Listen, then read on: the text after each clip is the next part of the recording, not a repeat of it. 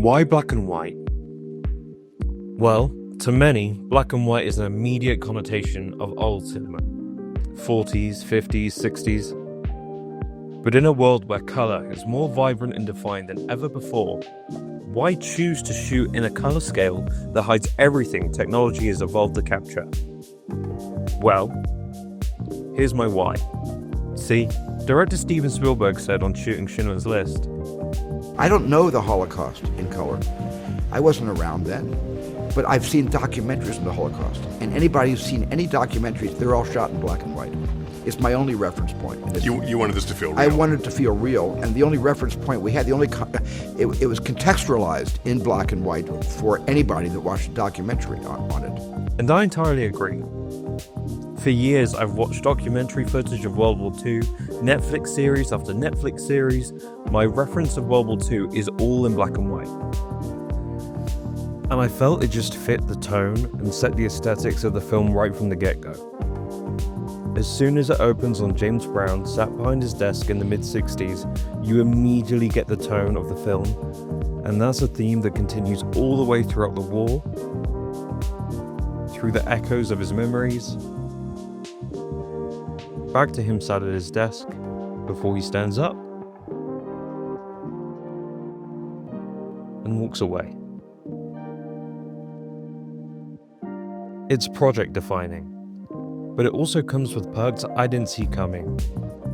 Like, thanks to the university messing up my Media Hub order, I shot on a local college's camera, which drastically decreased the quality. But the grain and effect of shooting on an old camera really meshed well with the black and white overall, lending itself well to the tone of the film. I looked not necessarily into black and white films, but into why desaturating colored footage can look so good. Take this Cinema Sticks film essay on Indiana Jones, for example. By desaturating the color, you isolate a lot of the director's thinking and processing. How the camera moves, what's in the center of the frame and what isn't.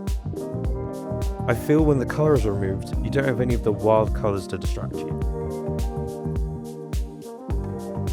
Costuming is a major reason people buy what they see on screen. If they don't believe the costumes, an audience won't believe what they're seeing.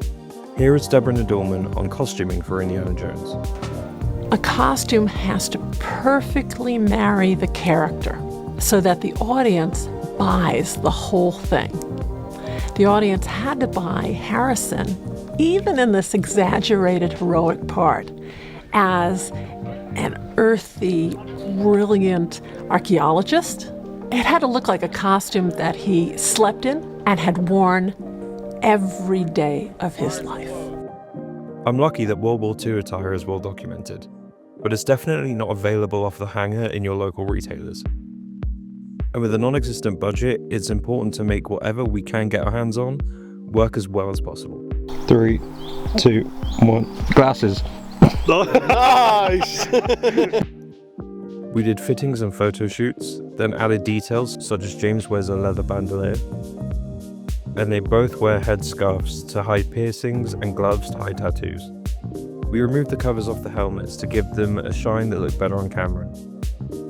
This was all information we gathered from those early test shoots. Films like Saving Private Ryan and 1917 really helped me get a feel for the costumes and how to make them feel lived in.